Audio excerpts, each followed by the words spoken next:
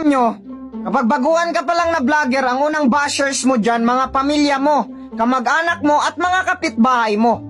Hindi mo sila makikita na magla-like sa video mo kasi nahihiya sila sa ginagawa mo.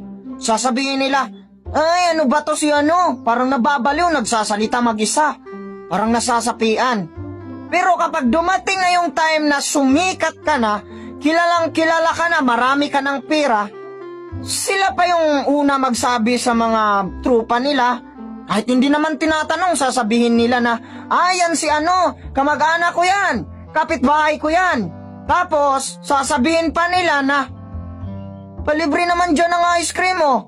Los, tamak-tamakan tayo noon mo.